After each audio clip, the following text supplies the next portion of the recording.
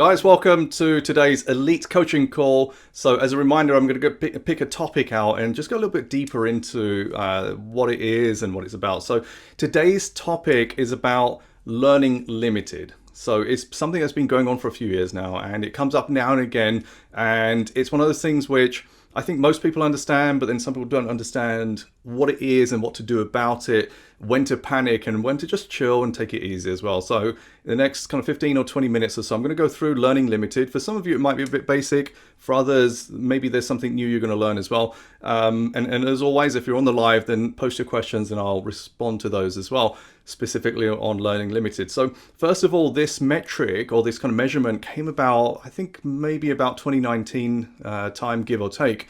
And it's not something new necessarily that was introduced into the algorithm. It was more about Facebook just giving you a new indicator as to what's happening. So what's happening really is down to the fact that the algorithm is not getting enough data to be able to stabilize and for you to be able to get better results. That's really what it comes down to. Now, when this came about, there was a big kind of concern that Facebook have changed the algorithm. There's this whole learning period. To be frank, that was always there. What Facebook have done is to add a new, or new warning light to your car dashboard that says, "Hey, learning limited has just happened." So that's the way I would see it. It's like you're driving a car. Your car is not going to stop just because this yellow warning light is on. However, the performance could be impacted. So I'm going to dive into what that means, what that looks like, and how to recover, because I think this is one of the things I see a lot about, the comments is, all right, I've got learning limited. I don't know what to do. Should I switch things off? Should I duplicate? Should I let it run, etc.? And you can kind of do all of those things, but it really depends on other factors as well. So let me kind of talk through what they are. So first of all, like learning limited, there are a number of things that cause this. Now, a lot of this information Facebook have now, really started to share a lot more about. And I think a lot of this you can get on Facebook's support site. I'm sharing my experience of having run ads and actually having dealt with learning limited. So, it's about what position you're in with your campaigns. And one of the kind of most common ones is audience size. So I'm just going to write this down so that we can kind of reference those as to what the potential causes are and then what you do about it. So audience size is one of them. Now, if you have a small audience and you have a small budget, it's going to take Facebook longer to get through all the people in there. So if you think about a kind of retargeting ad, a remarketing campaign, for example, audience size is a factor there. The second most common one is budget. So the problem with budget is that if you don't have enough budget at your ad set level to take care of all your variants. So like when I talk about budgets, I'm looking at the ad set and saying, right, where is that ad set going to most likely be using that budget? So first most common area is ads. So therefore the number of ads that you have in your ad set will have a big impact when you launch that ad set in terms of learning limited, because the ad set needs to learn. But if you have, let's say you've got $50 budget and you're spending across 10 ads in an ad set, that $50 is roughly loosely split $5 per ad. It's not obviously exactly the same, but that's the way of seeing it. So right, if I've got $50, I've got 10 ads live and active, then roughly $5 per ad is what Facebook are jumping in with. But the problem is, then you have more kind of breakdowns beyond that, because you may be having multiple placements, gender, age, devices and things like that. Now all of a sudden your $50 budget is not going really that far. So budget alongside audience sizes are probably the two most important factors here. Number 3 is actually your optimization event. So I'll just shorten that to opt events, because it's not the most easiest thing to draw on this writing board and kind of coordinate with what's happening on the screen. So the optimization event, that's essentially what you're setting up the campaign level. So firstly, it could be conversions, could be traffic, video views, for example. Then at the ad set level, what you're actually optimizing for. So if you've selected a conversion campaign and you're optimizing for add to cart, or you're optimizing for purchase, there are different events along your funnel. The problem occurs when you're not passing enough data back to Facebook. So some of you will be aware of Facebook's need to get 50 conversion events per week. Now, this is also based on when the last significant edit was made. So if you change your ad set on a Tuesday, then that kind of 7-day period starts again. So that 7-day period in the 50 events, it doesn't mean that your ad set is not going to perform. It just means that the learning that Facebook are trying to make has been limited. And it's one of these factors that are usually in play. The other one is also competition. So I'll put auction competition here because it is kind of also related to other factors as well. So if you've got an ad set and there's a ton of other advertisers competing for the same set of users and you're just not getting enough impressions, that's another cause of the learning limited as well. And the fifth one is also your bidding. So like if you're in manual bid, and it's kind of related to auction, but I put it separately because when you go into manual bid, you might not bid high enough, even though the auction competition is low, but bid comes into play because if you're not bidding high enough, you're not going to win the auction, whether it's a saturated market or not. So you could be one of very few bidders, but Facebook has its kind of bid levels. And if you're not bidding high enough, then you're again going to get that audience limited problem as well. So these are, for me, the kind of 5 main factors behind learning limited. And what I want to talk about is when to be concerned and what to do about it. Because one of the things I talk about with some of these indicators is they're just there to tell you that something might not be right, but it doesn't mean that something is absolutely wrong. I'll give you an example. Many years ago when relevance score came out, a lot of advertisers look at that number as a kind of be all and end all and say, right, if my relevance score is 1, 2, or 3, that's it. I just can't scale and I'm going to get problems and things like that. And a lot of people are aiming to get their relevance score up. So that was a score between 1 and 10, which has now been changed into the quality metrics. But that used to tell you whether the ad and the audience have, resonated, the positive feedback, the negative feedback, etc. And I would see people stressing out because their relevance score was 3 or 4. Despite the fact that they're hitting their metrics. And I'll give you my example of this. When I was scaling really heavily back in 2015, our relevance scores were between 2, 3, and 4. Yet we were still profitable. How does that happen? Well, Facebook is telling me that your relevance score is low and there's something not quite right with your ads. But my metrics were telling me something else. So I didn't react to that. I didn't start pausing those ads out and trying to launch new ones to get the relevance score up. I just continued spending and scaling up because my performance was there. And it's the same thing with learning limited. If you've got good data, you've got good performance and things like that, you may well get the situation where you're seeing learning limited, but your performance is good. So in that scenario, I would continue running the ad set, but I would also keep an eye on thinking about why is my learning limited? What is it about one of these 5 factors? And it's usually these 5. Maybe there's something else. Maybe by the time this video gets published, there's other things that come up. But for me, over the last few years, audience size, budget, optimization event, auction, and bid are the 5 main things that impact the cause, or the cause, the thing behind the learning limited. So in the case of performance is going well and learning limited is hit, then I would continue doing that. However, there are a few things that you need to consider. Now, if performance is good and you get learning limited, then the main thing you need to look at is budget. You need to get your budget increased. That breaks free of the learning limited before Facebook gets into a decline. So what happens sometimes is, you've launched your ad set, you've got your ads running, you've got your budget, and performance seems to be going well, and then you hit that dreaded learning limited warning and you think, right, that's it, it's the end of my ad set. Well, actually, if you accelerate your budget just slightly, 20% a day, 30% a day, you can actually recover that situation, get more events back into Facebook, back into the algorithm, and that learning limited gets negated because now you're giving it data. So the one of the most obvious and fastest things to do is to put budget into your ad set and bring those conversions back. So, that alongside the optimization event. So if I get learning limited, and let's say I'm optimizing for an event that's not my end event. So let's say my end event could be lead or it could be purchase. Sometimes I might optimize for add to cart or initiate checkout. Sometimes I might not get enough conversion events. So I move the pixel event back one. So this is a kind of controversial strategy. It's worked for me many times. I don't use it as often. I don't really need to.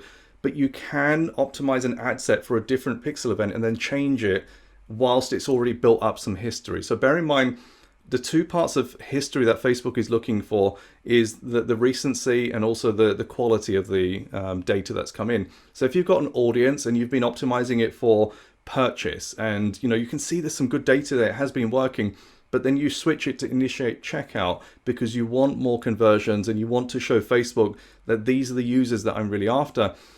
Some people will argue that, first of all, you shouldn't change an ad set because it's already optimized for purchase, and that you should duplicate it and try it again with initiate checkout. My thing against that is that the history is already starting to build into that ad set. With campaign budget optimization, you have the advantage of the campaign itself has already picked up history. So, there's always pros and cons of CBO, campaign budget optimization, versus ad set budgets. One of the advantages of CBO is that if you make a duplication of an ad set in a CBO, some of that history maintains at the campaign level. So let me just illustrate that. So let's say, for example, you've got your campaign here and you've got ad set 1, ad set 2, ad set 3. Now, in the scenario of this being a CBO, all of the history is getting kept or passed back to the campaign level. In the case of using ad set budgets, then the ad sets themselves retain the majority of the history and experience. There isn't that much, or comparatively, there's less that's passed back to the campaign level. So when you're talking about duplicating ad sets in order to break free from limited learning, when you're using a CBO, you get more chance of that knowledge being transferred to your new ad set than when you're using ad set budgets. Because when you're using ad set budgets, you're breaking it out and almost starting that data from scratch as well. So to counter having to kind of break out that ad set, if I feel like learning limited is causing a problem, then when I want to change the optimization event, so let's say I'm changing this from purchase to initiate checkout, I prefer to do it on the same ad set unless I feel that there's really bad data and I just want to get rid of it, then in which case don't do that. But going back to 2014, 2015, when I first learned this strategy, what I would do is start working with add to cart first, get some data into the ad set, then switch it to initiate checkout, then switch it to purchase. The reason I kind of haven't used that over the last 2-3 years is because Facebook has got better and better at finding my ideal prospects, especially after Facebook put together the metadata behind the pixel. So when your pixel is on the website, Facebook, over the last kind of, when did they introduce it? 2017, 2018, started to collect contextual data on your website. So what kind of website is this? What niche? What kind of pages? What kind of labels? So everything that Google read for SEO purposes, Facebook started reading as well. And they got better understanding of what your website's about. And therefore, when you optimize for purchase, because it knew the niche and it has a kind of whole link between this website is linked to this website because these users are linked, and then they create this whole web. So I'll give you an example. Let's say you launch a jewelry store online. You have 0 pixel data. I've seen the case where you can go broad, start running some really good ads and get some good performance quite quickly, because by the time you've installed your pixel and Facebook start to traffic the website, it already has contextual information, especially if you've got like a store builder like Shopify, where all the kind of metrics are already installed. Facebook's already collecting all that data. So that means that when you're playing around with your optimization events, more often than not, you can go for your target event like purchase. But therein lies a separate problem, which is, let's say you've launched this new store, you don't have that much data, you get some traffic coming through, but you spent $50, $100, $200, $300, still have not generated purchases. Then that's when learning limited occurs, because at the ad set level, Facebook doesn't have enough purchases. So, you're saying, I want purchasers, I'm going broad, here's my website, here's my pixel data, but you're not giving Facebook enough purchase data to carve out your ideal user. So in that scenario, if I've started with purchase, then I'd switch it back to initiate checkout. And then if I don't get enough there, then I'd switch it back to add to cart. I generally do it the other way around. So when I'm launching something new, I'd like to start off with a pixel event that I can get data into. The people against this say, well, if you're optimizing for add to cart or view content, then the quality of the traffic is not as good as if you're going after purchasers. But on the flip side, if you're not giving Facebook balanced data to be able to understand who your ideal prospect is, then it's going to struggle as well. And the thing is, there's two sides of this. If you go broad and then go for people who add to cart, you're probably going to get some broad window shoppers. If you go a bit more targeted and go after interests and find interests that are related to your niche and your product, get them to add to cart, then actually often you do get some good quality data. They may not be in market, but they're still potentially your prospect. And that kind of thing about in market and out market is one of the most important things that I think a lot of people miss out. And if you look at let's just let's move this down. So if you look at in market versus not in market, the way I see it is like a funnel where if you just at the simplest level say these guys here at the bottom of the funnel are in market and the guys at the top are not in market. At the simplest level, when you optimize for purchase, when you go after all the low-hanging fruit and things like that, you're kind of going after those that are in market because Facebook know that these are purchasers. Then you might have people who are initiate checkouts, add to cart, etc., view content, and then you might have like reach-based campaigns, things like that. That's the generalization when it comes to setting up your targeting that happens. So if, for example, you might even have a 1% lookalike of your absolutely best customers and you've got 5,000 people in your custom audience, you create a 1% lookalike, it doesn't matter. You've still got a blend of in-market and not in-market people. It might be that in this case 80% are in market, 20% are not. But if Facebook didn't need this, they wouldn't ask for this, right?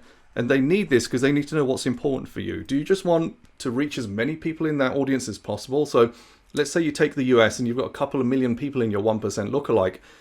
Unless you're running large budgets, you're not going to reach everyone. And if you take that audience here, so if you say, right, I've got my audience of purchasers here, and they're the people that I want to go after, that is probably a smaller subset of your bigger audience. So your 2 million people are actually here, and it could be 500k, it could be 1 million, whatever it is. I'll just say 500k. So let's say you've got purchases here that you're after in your kind of 1% lookalike. So I'll just put that there, lookalike audience. I know people have different acronyms, but LLA. That 500k is then where your budget plays out. So if you've got a budget of $50 per day, you're not reaching that many. If you've got 5,000 per day, you're going to reach them a lot quicker. And then within that, if you're saying, right, I want to go after these purchasers, but you're not giving Facebook enough data, at the ad set level, you've already said, here's my audience, 2% lookalike, but this is the optimization event. And that's what Learning Limited is all about. Because the audience itself, if you said to Facebook, I just want to run a reach campaign, I want to reach 2 million people, then Facebook, it doesn't really have too many shackles, right? So it will end up just going after anyone. It could be purchasers, non-purchasers, in market, not in market, etc. But the more you narrow it, the fewer the data points generally, unless you've got the budget to push it. And this is where you then end up with a situation of hitting Learning Limited. So that's the kind of the side of it where your ad set targeting, your optimization, and everything comes together, and it causes a big problem as well. So the other thing I will add here, just to kind of also illustrate, is number of ads. So when you are going after any of these kind of audiences, if you do have a small budget, 50, if you say 500,000 people in your target in-market audience for purchasers, and you have $50 a day, and you have 10 ads running, then you run into that problem. So in that scenario, so generally I don't like to run more than 3 ads live, or if I've got a budget higher than maybe $500, $1,000, I might have 4 or 5 ads running, because I want to preserve the data that's going into the ad set. This is one of the keys on stability. So when you're running your campaigns, as a reminder, when you're following the BPM method, we start off with testing. We then go after stabilization, then we go after optimization, and then we go after scaling. And it's the stabilization stage that most people miss out when they're going after scaling, because even if you're not doing testing, most people do testing, then they want to tweak and optimize or scale. A lot of people go from testing to scaling, and that often ends up with instability. And I get there's often pressures to scale up and things like that, but unless you follow that path, so the testing process we use takes advantage of trying to avoid learning limited because we're making changes frequently. We have our 3 phases of testing. We're constantly moving things around, and we're constantly pushing Facebook to keep retesting at low spend and low number of impressions. The stabilization stage is then about making sure we can maintain those results before we go to optimization. And generally, we're optimizing for conversion rate as a primary, average order value where it's relevant, and CPM, so the cost that we're paying, before we go into scaling. And when you've got those things done, that's where stability comes from. Some people have more patience than others to get there. So when you're running your own ads and things like that, you can obviously dictate the pace better. When you're working with clients and you're trying to service them on their goals and targets, which sometimes are arbitrary, you have to be in a position to be able to stand your ground and say, I know what to do here. I know this is the process. I know you want to scale up to 10 million in 2 days, but you just need to slow things down. And this is the process we're going for as well. So like, these are the key things that I'm looking at when it does come to learning limited. So as a reminder, audience size matters, because if the audience is too small and the budget is too small, that's a problem. If the audience is too big, budget too small as well. The budget itself is probably one of the biggest factors that goes in, but it's also related to your optimization event. So I'll give you an example. I ran a video view campaign. I was optimizing for the through play, which is 15 seconds continuous play, and we hit learning limited because the video just was not generating enough hits at that 15-second mark. So again, we hit learning limited, and I changed it to 3-second views because I needed more data to come through. For example, auction competition. So if you feel it could be that, go into the inspect section at the ad set, scroll down to where it shows the auction competition, and have a look at the variances. Maybe there's a big uptake in competition at the same time that you try to launch your ads, and then it's hit learning limited. The bid, so if you're doing manual bid, especially with cost cap is a way of you saying kind of roughly, this is what I want to aim for my cost per acquisition or cost per lead. Sometimes Facebook will struggle to break out of that because you've given it such a tight boundary. And also as a reminder that technically it's not a manual bid, it's just a kind of range bid. But that can also cause learning limited because you're not spending enough to be able to get the hits you need, and also the number of ads. Another one that also comes up is when you're using daily budgets versus lifetime budgets. So when you've got lifetime budget set, you're giving Facebook a time period. You might be working on 10 days, 14 days, 5 days, etc. And you set a budget. It could be $10, could be $1,000, to say spend this amount of budget over this amount of days. If in a given day or a few days Facebook is not spending enough, and again it comes down to budget, then you can end up hitting learning limited there as well. That becomes a bit harder because you can't, with the lifetime budget, at least right now, you can't increase the budget in the day because you're working on a longer boundary. So that makes it a lot more limiting as well. Essentially, I prefer to use lifetime budgets when I've hit the stability stage, and if I just want good consistent results. A lot of the learning limited will actually kick in when you start your testing, when you start your prospecting. So they're the real key areas where I'm trying to kind of figure out how I can kind of break out of that, and again deciding if I need to as well. So again, coming back right to what I talked about at the start, if you have learning limited and performance is good, then think about how you can get rid of that notification by increasing your budget. If performance is good, I wouldn't really aim to change the optimization event. If the auction competition is increasing, I might go into manual bid. If I have too many ads, I might reduce those down. So that they're the kind of things that I'd be looking at. And hopefully that gives you some insight as to why learning limited happens and kind of what you can do about it as well. So let me see if I've got some questions here. So Jay says, just pausing, waiting a day and restarting a campaign or ad set is hit learning limited isn't enough to reset the learning phase. I believe so. Pausing for 24 hours is not going to reset the learning phase. I believe it has to go on for longer than that. So, if you want to reset the learning phase, you have to make what they call a significant edit to your ad set. So that could be changing some aspect of the targeting or the optimization event, or I'm just trying to think what else it would be. So audiences, optimization events, anything around the targeting and things like that. So they're the things that will cause significant edit. But I believe it's 5 or 7 days. If it's been paused for 5 or 7 days and restarted, then it will reset the learning as well. Rose, when you say low spends, can you give a minimum you'd want to run per ad set to avoid shackling your campaign due to budget? So the way to see spend is a balance between spend and number of hits you're getting. So for example, let's say you're optimizing for traffic and clicks, for example. So your ad set could be running $10 a day. In fact, I run some campaigns myself on the info product side, where top of funnel, I'm running a number of traffic campaigns and video views and things like that, just to build up data and pixels and lead gen and things like that. So I have some ad sets which are running $10, $20 a day, for example, but they're traffic campaigns, and all I'm looking to optimize for are link clicks. So that's just generating hits to the blog, for example.